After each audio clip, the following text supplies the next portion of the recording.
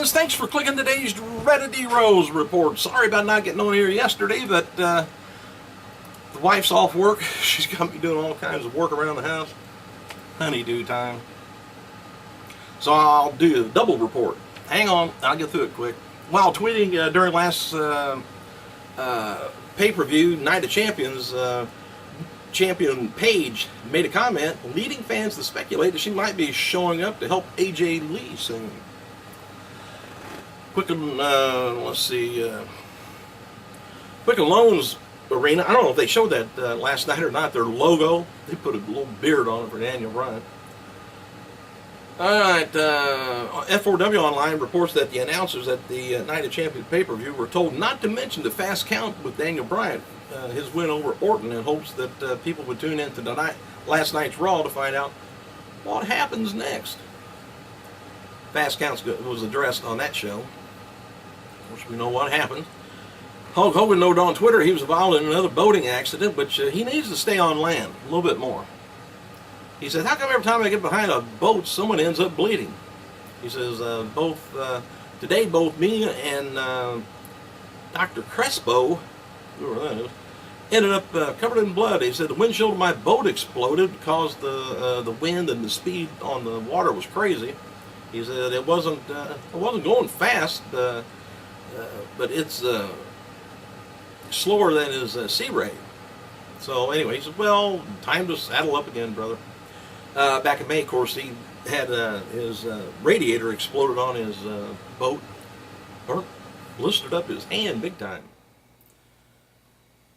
All right, Rollins and Reigns and Ambrose spoke to WWE.com about dominating the night at Night of Champions. Rollins said it didn't matter much who won the tag team turmoil because they were the best tag teams on earth. Ambrose sang about how Dolph Ziggler had a bad night and isn't good enough to be United States champion again, so don't worry about that. And Diva AJ Lee spoke to Renee Young after last night's Sunday night's pay-per-view. AJ says she's all right, always right, and everyone else is always wrong. Well, she said that she will have the Diva title until she's old and gray, which could be fairly quick with work with WWE. Renee Young also called up with Natalya, who was crying after her loss. Natalya said she was robbed and it feels like there's no justice. Tell Brett. Last night's Raw with the Quicken Loans Center is going to be a fallout from the Night of Champions, which we've seen a lot of that, but I don't know. I didn't really care too much for the Night of Champions. There wasn't hardly any title changes. The ones that did change just changed overnight. Ask Brian about that. All right, Damon Sandow was teasing cashing in the Money in the Bank briefcase during the Night of Champions pay-per-view. He said, I wonder how much longer I'll be the uncrowned champion. Months, weeks, hours, minutes? And Tough Enough winner Andy Levine, he's preparing for an upcoming strongman competition. He tweeted over the weekend, it says, big week coming up, heavy endurance training, countdown 5 weeks away, Strongman Nationals. Strongman Nationals, I can't picture him there if you've seen him, unless something changed tremendously. I don't know. Drew McIntyre tweeted about his over-the-top rope flip during last night, Tuesday night's Night of Champions. He says, why so shocked? You can believe I have more than a flip over the top rope in my move set. He says, a lot more coming. And The Rock tweeted a new photo of his set of Hercules. And it showed him from the back. Of course, he's big, and they got these tattoos covered and everything, but he's got long brown hair. Kind of odd. All right. Let me go on down here. Some of this was yesterday's report before last night's Raw. Let me get this out of the way. Okay. Former WWF star, remember old Duke the Dumpster Drosy? Well, anyway, Mike Drosey's his name. He's indicted on charges of selling morphine to undercover authorities earlier today. Drosy was arrested this past Friday, and since retiring from wrestling, Drosy has worked as a special education teacher in Centertown, Tennessee. The rest has started to make local media in Tennessee now, so I don't think he's really working there probably anymore.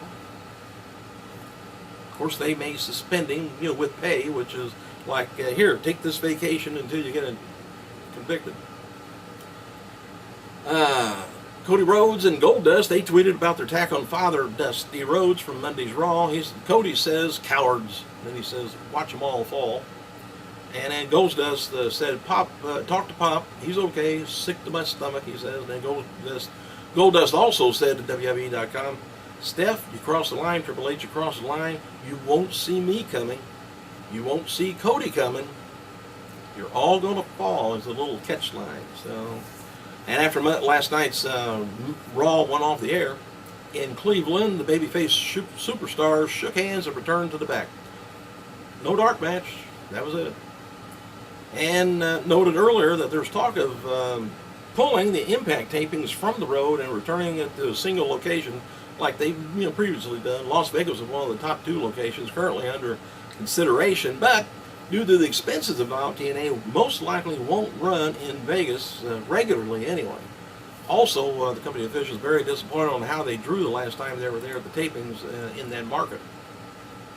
And TNA founder Jeff Jarrett, he was backstage Thursdays at Impact Wrestling in St. Louis, Missouri, and Jarrett, he's also was involved in the backstage production meeting and also worked some sort of a role of an agent. And there's been a lot of talk about Jarrett starting to get more involved in the week-to-week operation in TNA, and it's as opposed to just working behind the scenes in Nashville on potential projects and international deals. Needs to work on local deals. Hello. Former TNA knockout, SoCal Val. I think I would just, didn't I just read that? No, I didn't. She was arrested for driving under the influence and leaving the scene of an accident property damage in early mornings of August 31st in Orlando, Florida. Anyway, she was booked on a $600 bond and arrested. An arrest report shows her blood alcohol level was greater than 0.15, and the arrest happened shortly after 4:30 in the morning. Tells me she was out all night. She did it all night. I don't know if they're 0.08 is their maximum there or not, but she was 0.15. So that means just about twice. And also noted, Dolph Ziggler has earned a future U.S. title shot against Dean Ambrose after defeating him on last night's Raw, non-title, you might know. Ziggler may not get his title shot till next month at Battlegrounds because there's talk of doing a match with the Shield versus the Rhoads family at Battleground. The Rhoads team will be made up, of course, of Dusty, Cody, Goldust. WWE's using Dusty in the match is still kind of up in the air, they said. And, I was kind of wondering, I don't know if anybody, or if there is anybody in the Rhoads family that's female. It could be something for Stephanie to do. An idea for next week's Raw is that the top babyface superstars who came down to Daniel Bryan's aid at the end of last night's show will be punished. Some of the superstars made the saves was Kofi Kingston, Rob Van Dam, Darren Young, Titus O'Neil, some others. Shawn Michaels, he's scheduled to return to Raw in the next few weeks. Shawn appeared at the Kansas City Chiefs versus Dallas Cowboy games over the weekend throughout the first fall before the game, and Michaels shaved his Santa Claus off. Locally advertised in Boston area, the Survivor Series pay-per-view lists Daniel Bryan versus Randy Orton and CM Punk getting his hands on Paul Heyman once and for all. With the WWE title currently vacated, the word is that it won't be decided until next month's Battleground pay-per-view, so just hold on to your hats. And Jim Cornette, 52 years old today.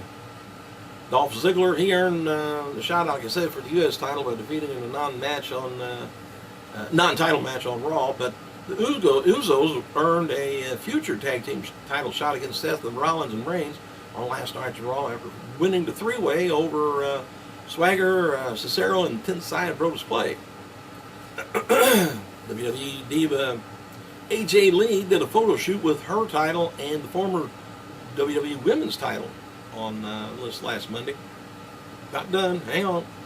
As noted, Friday's SmackDown episode did about 2.8 million viewers, up 15% from the former week. Show did a 1.96 cable rating, up a bit from the previous. That's SmackDown's highest rating so far since August 2nd, which is not that long ago. WWE's website reports that The Miz, he was injured at by Randy Orton last night at Raw. Dr. Chris Annan told WWE reporters that they were doing tests on The Miz, but he had primarily a diagnosis of an upper aortic injury, bruised breastbone, bruised collarbone. WWE reported The Miz had difficulty moving his neck and arm and showed signs of a pinched nerve. Apparently, that's what I got. Oh, I got the same problem. Maybe if they remove the nipple clamps, he'll be all right. Anyway, as noted, TNA is considering about doing the Impact tapings back to a singular location. Most notable location would be in, really back down in Orlando. And despite her current contract being up, Mickie James and TNA still are in negotiations. And there's a lot of talk at TNA about running a major arena in the New York metropolitan area soon. Madison Square Garden wouldn't be a possibility because they could run at the Barclays Center, Izod Center, or Nassau Coliseum. And according to the PWI Insider, WWE's released 3 developmental talents earlier this week. Jake Carter, who's the son of former superstar Vader, and was one of the talents released. Carter was signed back in 2011. I think he just last appeared on NXT on the tapings back in January. Luther Ward, who just signed last month, worked overseas under the name of Omen. He was also released, and Malik Omari, who was just signed earlier this year, also was cut. They're weeding out some things, huh? All right, I'm out of breath. I gotta go get a coat. Thanks for clicking, you guys. I gotta go.